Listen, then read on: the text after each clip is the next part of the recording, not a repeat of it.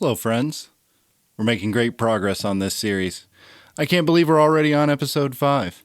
In these few months, we've seen a lot of growth and more than doubled our subscribers. So thanks to everyone who's joined us so far, and if you haven't, why not go ahead and click that subscribe button. Our painting today is titled Autumn Splendor, from Series 2, Episode 5 of The Joy of Painting. This painting features a bright blue sky above almighty trees with happy little leaves. The autumn colors are reflected in a pond surrounded by shrubs and soft grassy areas. Bob refers to it as a soft painting, like you're walking into the woods. I hope you'll join me now as we paint along with Bob. Let's get painting.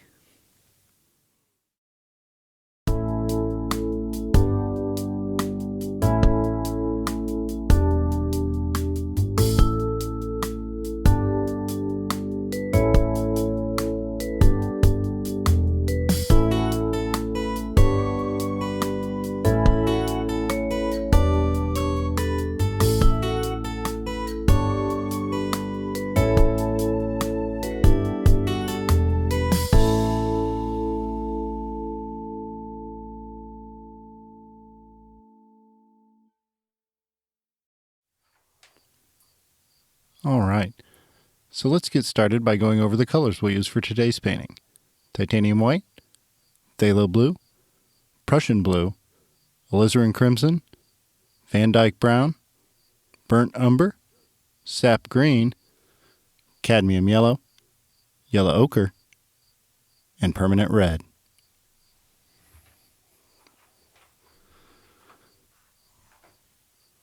I'm going in with a 2-inch brush there to pick up a little phthalo blue. And I'm going to add a little bit of the Van Dyke brown there just to dull it down some. The canvas was prepped with a thin layer of liquid white before I started here. And now I'm just going in and making some little crisscrosses up in the sky. Just trying to keep the brush moving, keep the paint blending. And, just make the sky look alive and realistic.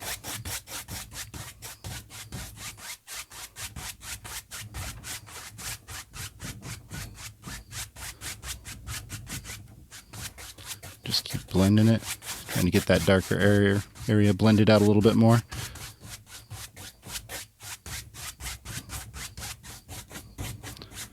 The more you blend, the more natural it looks, but just to a point. If you overblend it, then you're going to end up with something that just looks too uniform and not like what you're going for this painting. Got some Van Dyke brown and some of the burnt umber there. And I'm just putting them on the brush. I didn't clean that brush at all. And I picked up just a little bit of the sap green too.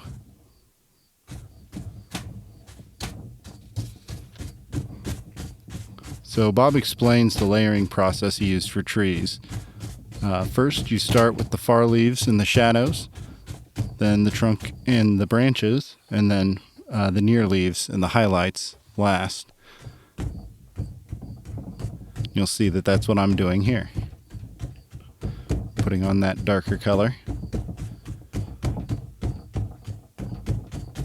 Trying to keep it look, as natural as we can. Trying to vary the shapes of the trees so they don't look like they're all the same. Because in a real woodscape, they would not.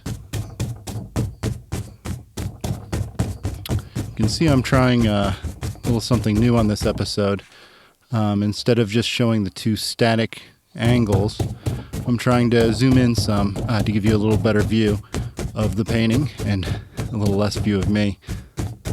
Received some helpful opportunities for enhancements there that were requested, and I think it's pretty good. Let me know what you think. Picking up a little Prussian blue now. Make it even darker back in there. Painting a nice woodland scene here and just kind of making it look like the woods goes a lot deeper by adding in this darker blue.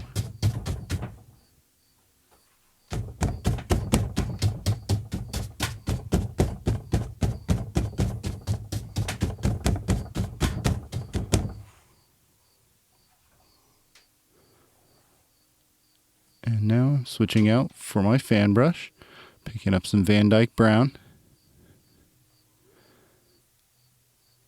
and really loading the brush up there. And you'll see what I do here is I go into the titanium white. We get the titanium white on just one side of the brush, and then we use this brush to make the trunks of our trees. And if we do it right, it gives us an automatic highlight on one side of the trunk. Kind of gives it that 3D effect on its own. Of course, when Bob does it on The Joy of Painting, it's a lot better looking than mine, but I'm pretty happy with how this turned out.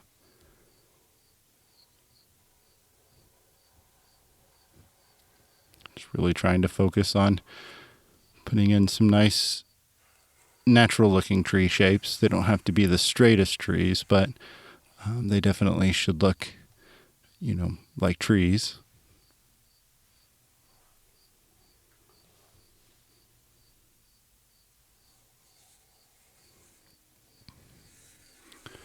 And since this really is, we're trying to go for a deep wood kind of a atmosphere, trying to add in a bunch of trees off there to that side.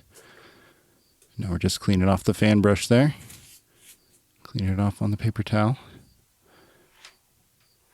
And now this tiny little brush is something I had to pick up, especially for this painting, and I imagine I'll have to use it in other paintings on this. Bob has this tool in this episode that he uses. It looks kind of like a paint gun, or not a paint gun, a glue gun, but it puts out paint in a very thin line like this. It makes, it's great for branches and twigs and stems and stuff like I'm doing here. But, in looking for it, I can't find a tool like that anywhere. So if you know what I'm talking about and you know where I can get one, please let me know. Yeah, in the meantime, I picked up this very tiny little brush, which I'm pretty happy with how it turned out. You can see it really just kind of just draws it in there.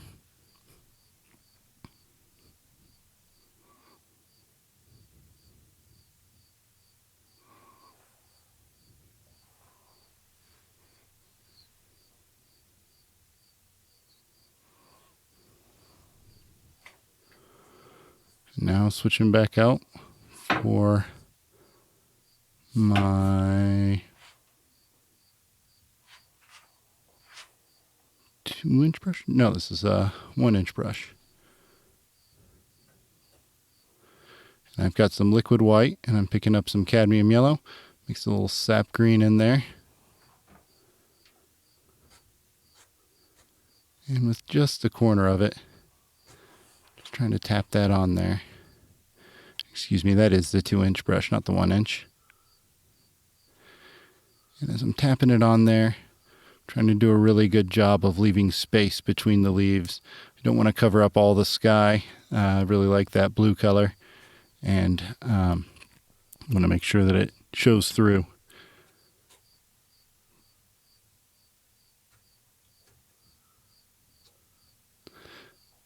As you can hear there in the background, we've got a little friend for this episode.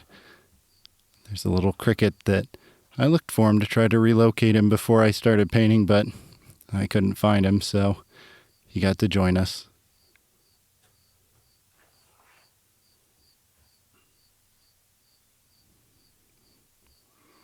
Just trying to be nice and light with the corner of the brush there.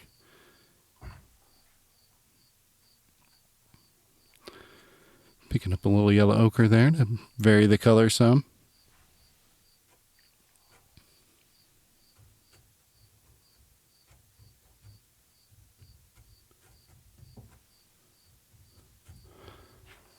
I'm just trying to keep those leaves nice and loose and airy, just like Bob says to.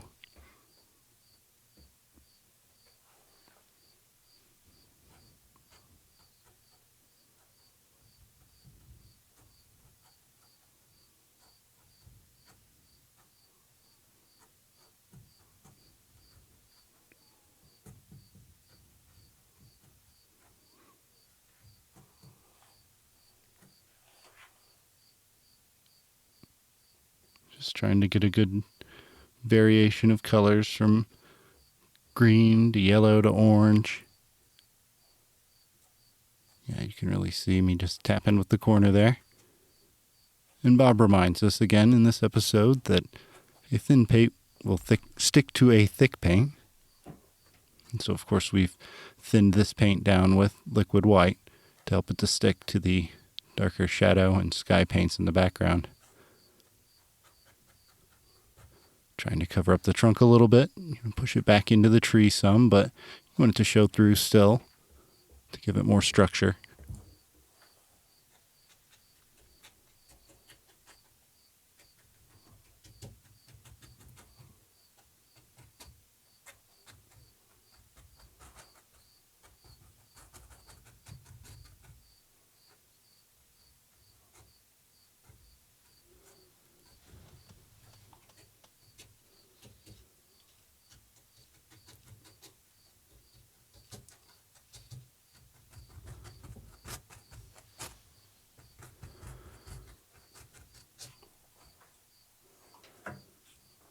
I've got my knife out, and I'm getting some just straight up Van Dyke brown, and just going in to build some land through here, just some soil and dirt along there.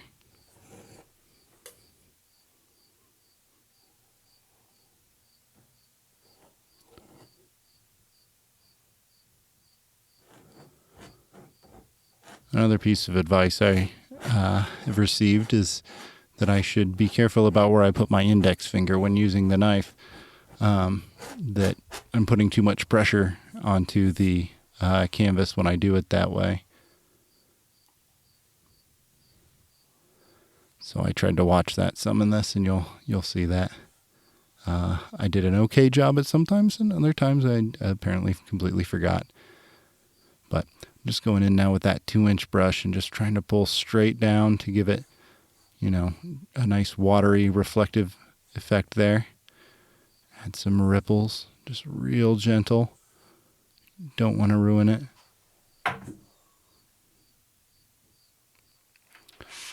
Now I've got my 1-inch brush, and I've got some liquid white and getting some more of those yellowish orange tones on there. I'm just going in and adding some shrubs there at the base of those bigger trees.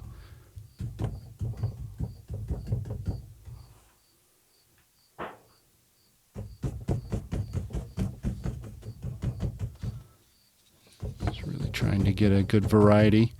Turning the brush as I stamp it on there to get a mixture of different shapes. And when you paint in this style, you have to let the brush pick up the paint that's already on the canvas. It makes things blend together better and helps the colors become a little bit more subdued, which especially for this painting is pretty good. Nice quiet autumn woods. Now just adding some soft stuff along the forest floor there, using the fan brush. As you can see, mostly yellow.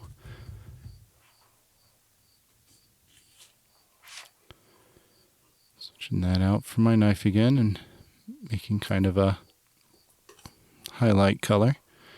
Using some burnt umber and the titanium white there. Just trying to kind of really gently lay it on there. This is one of those times when I definitely shouldn't have my finger on there like that, but we're still learning. We're still getting better.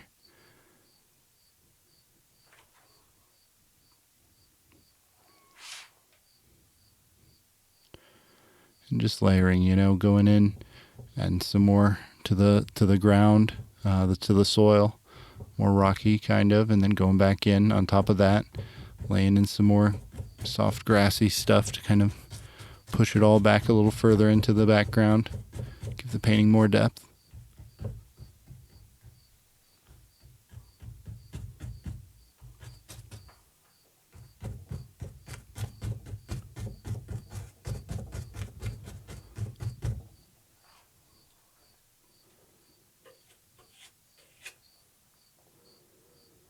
Now I got some liquid white there with the knife, and trying to kind of subdue that down a little bit by adding some brown to it. Not trying to overmix it though. But I am trying to get just a little bit on the edge of the knife there so that I can cut in a water line. Just really trying to keep it good and horizontal. But at the same time, I'm also worried about getting too much paint on the canvas. You can see I kind of did a little bit there, but overall I'm happy with how these turned out. Now with just some straight up Van Dyke brown, we're adding another little layer of land there. Pulling that out some. And here I am applying a little bit more pressure to the knife to kind of force those paints into the canvas. But,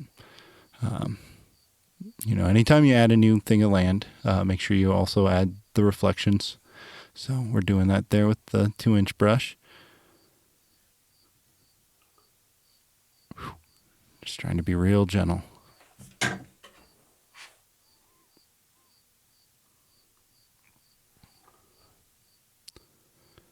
Add some highlights there, and you can see I thought about it. My index finger is not pushing down. I'm being real gentle.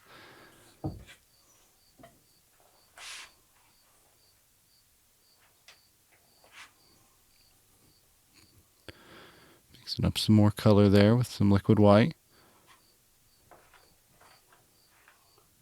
To now put on top of that landmass and push it back a little bit more into the painting. Help it to blend in with the forest behind it.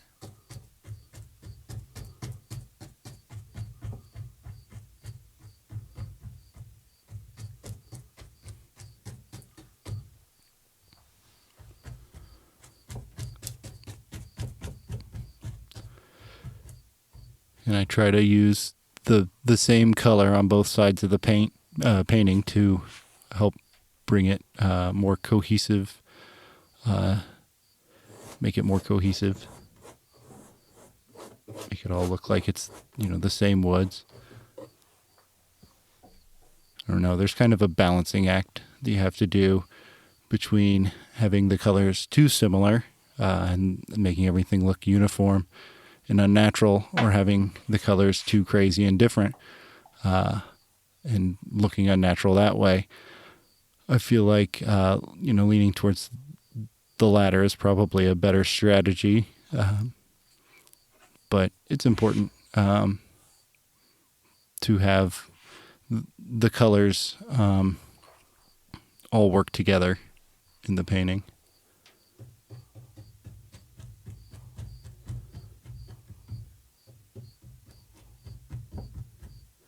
I'm adding quite a bit more color there.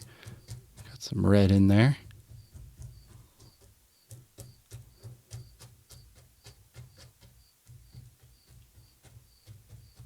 And as I'm putting these things on the ground, sometimes I'm bending the fan brush so that the bristles are pointed up, and sometimes I bend it so that the bristles are pointed down.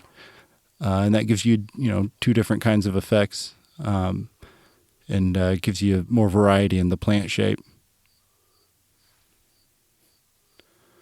Now with a mix of Van Dyke brown and burnt umber, I'm going on and adding some big old trunks for some sycamore trees here down by the water.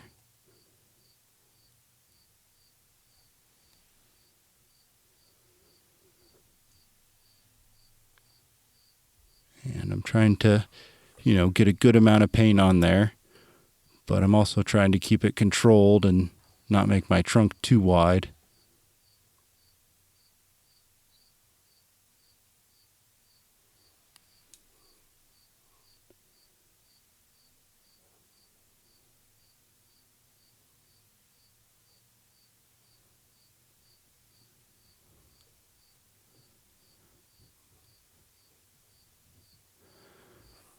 And I try not to overmix those browns when I put them on the knife to give it some natural variation.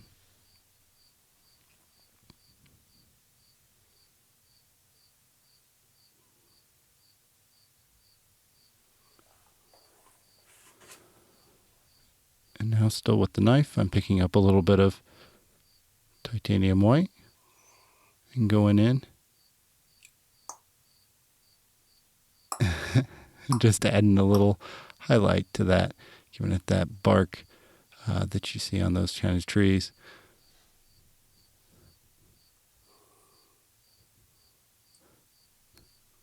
Bob said to give it a little pop when you do that. Helps make the tree a little bit more rounded.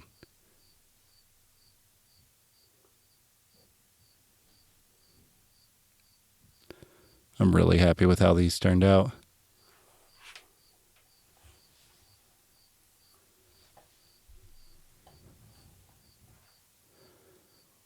Now I'm just trying to add some branches in. I'm doing my best to really keep these thin. You know, the last thing you want is for your branches to be as thick as your trunk. It just doesn't look right.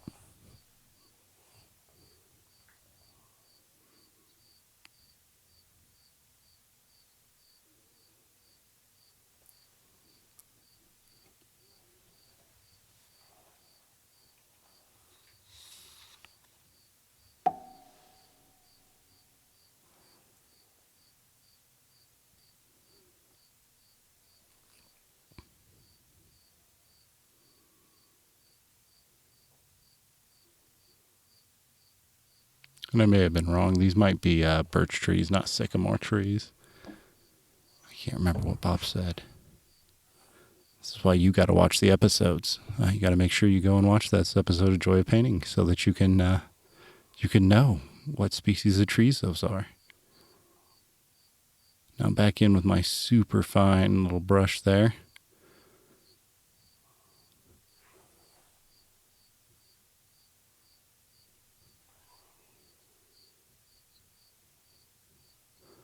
Trying to keep those branch shapes as natural as possible.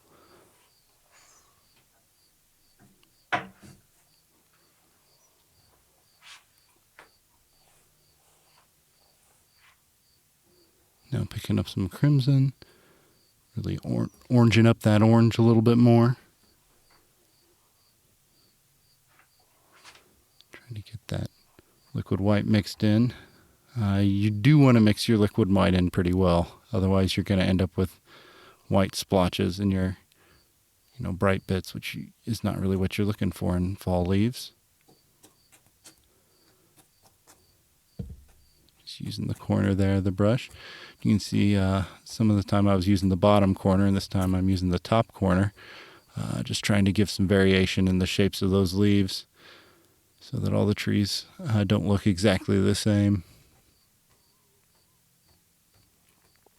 I'm kind of following along where I put those branches and stems. It's again trying to leave it airy and light so that sky can be seen through the trees to some extent. That nice bright blue gives a nice balance to the orange and brown of the fall tones.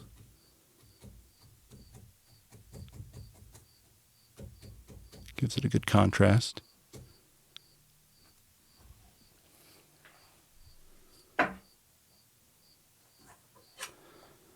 Bob mentions that he learned this technique from Bill Alexander in this episode. He mentions that a lot because it's important to him to make sure that he gives credit to the place where he learned this amazing technique. I've seen some of his videos. Maybe at some point in the future, I will break out and paint along with some of those.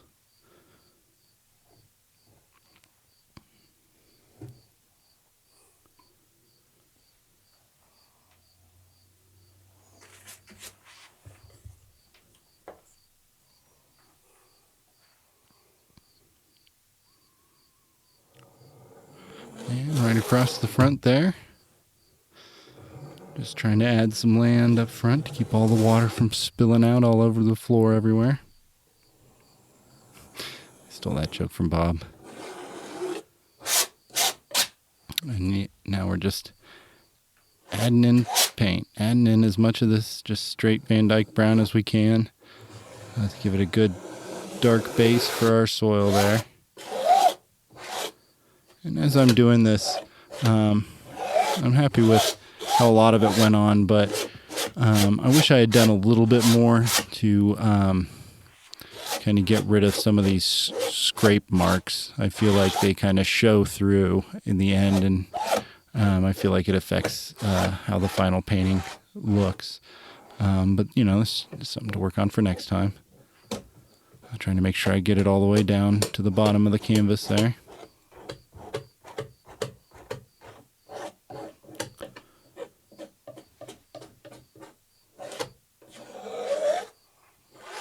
Bob mentions that this is a painting that anyone can enjoy, and he also says that it could put a happy buck in your pocket if that was something you were interested in doing. But of course, none of us here are interested in making any money.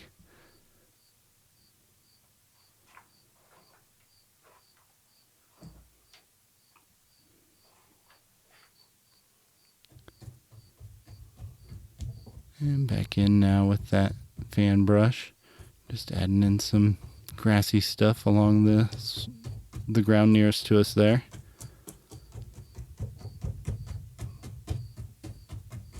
Picking up that brown as I do, and blending it together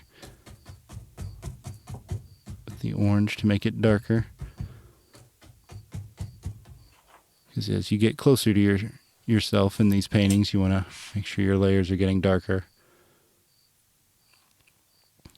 Picked up just a little bit of blue in there too.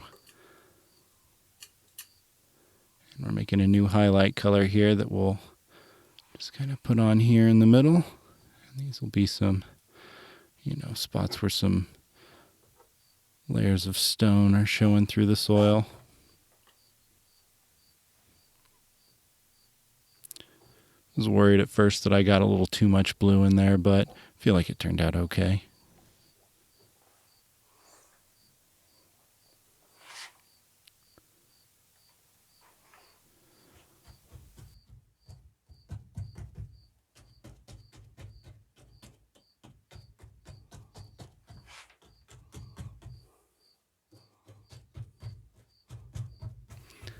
Our Bobism for this episode is, painting should always be fun. It should make you happy. That's when you are truly an artist. And I know painting makes me happy, so I guess that makes me a real artist then. I don't know if I would call myself that or not, but I definitely do enjoy it. This is something that's brought me a lot of happiness. Doing these paintings and being able to share them here on YouTube.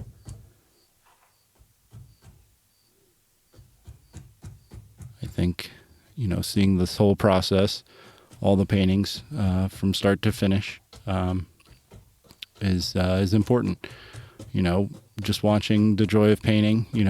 Bob was an expert before they ever put him on camera, so it's good to watch somebody kind of struggle through it.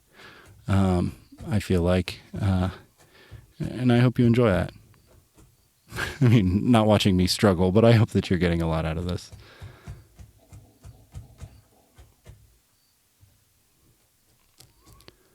Just trying to, bring some of those colors into the back there now. Bring that cohesion through the painting, so that it doesn't look like just a bunch of separate layers, but it all blends forward. It looks like you're just looking back.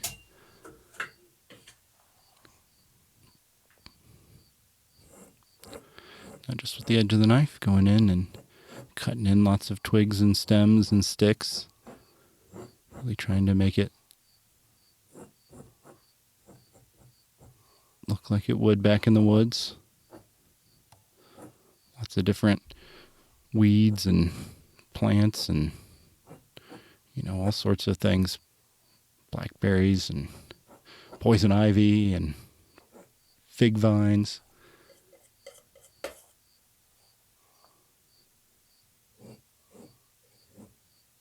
At least that's what I think of when I'm doing these. That one there was a honeysuckle. We've got a lot of those in the woods in Indiana, and they drive me crazy. Total invasive species.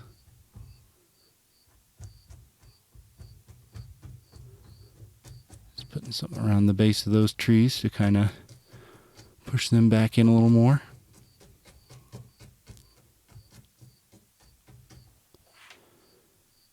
Like I was saying, trying to have a little bit of the same color on both sides.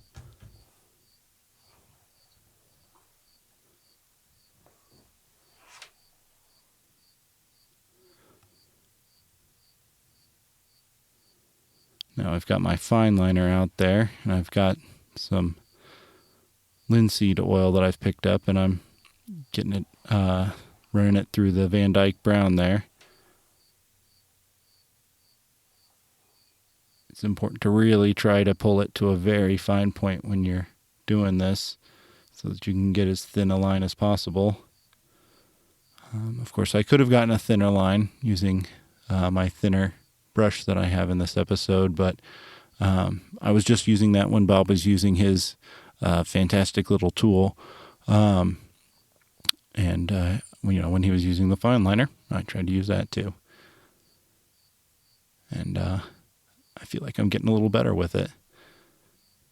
Just putting in an old dead branch that's laying on the ground, hanging out over the edge of our pond there. And it's hard to know, when you've put enough branches and twigs and stuff on one. You don't want to overdo it, but you definitely don't want to leave it too bare.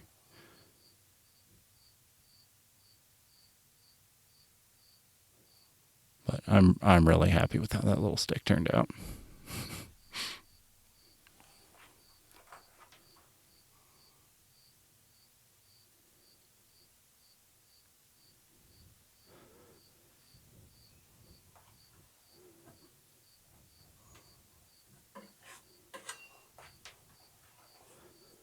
Now I'm picking up some of that mix of burnt umber and Van Dyke brown that we used before, and just going on here, putting a big old tree right here in the front. Kind of looks like a ghost tree at this point, but don't you worry, we're going to put a lot of paint on for this one. And same kind of, curved move there as I'm putting that brown onto the canvas to give that trunk a rounded shape. Just building it up.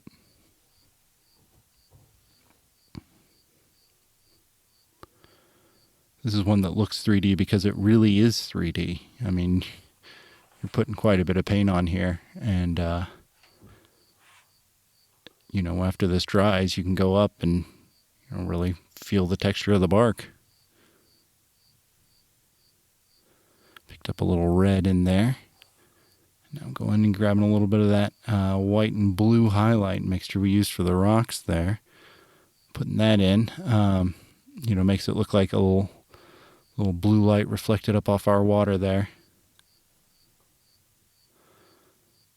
And this was kind of interesting too, because we haven't even added all the dark parts yet, but we added the highlights to that trunk. I felt like, especially with the light coming at it from the angle of the pond, that really worked a lot better than putting the highlights on afterwards. It kind of pushes them around to the other side of the tree and blends them in a lot better with the bark. So I'm really happy with how it turned out.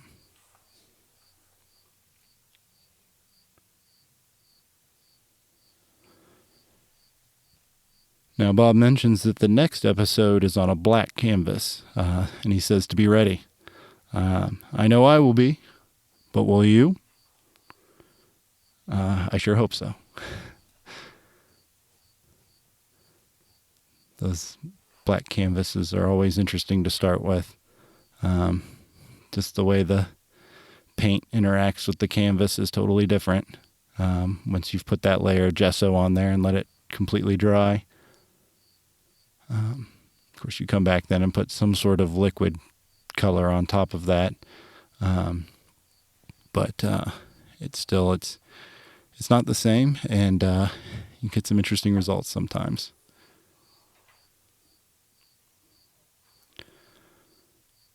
Picking up a little bit of liquid white there with my 2-inch brush. And trying to get some more yellowy colors. Almost run out of just straight up yellow.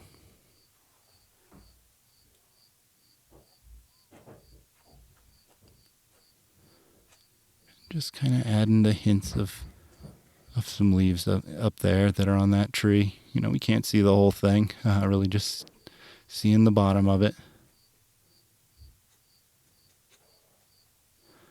Really trying not to cover up my sky.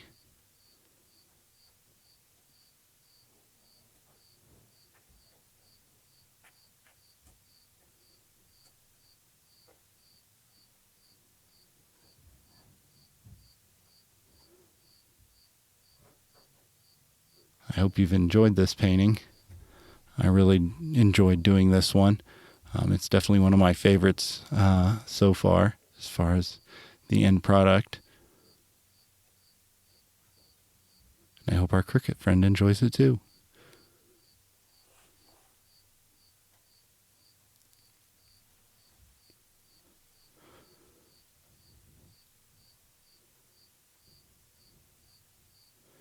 If you're watching at this point, thanks for sticking around this long. And if you've just skipped ahead to this point to see what it looks like at the end, hey, how are you? But in either case, if you like what I'm doing here, please subscribe to the channel. Please like the video, leave a comment, let me know what your thoughts are. We're just trying to build it up and have a good time while we do it. So I've got my permanent red, and I'm getting that real thin on the end of my fine liner and signing my name.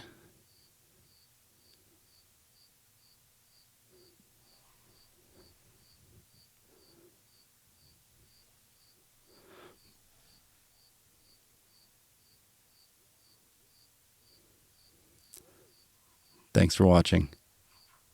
Goodbye for now, friends.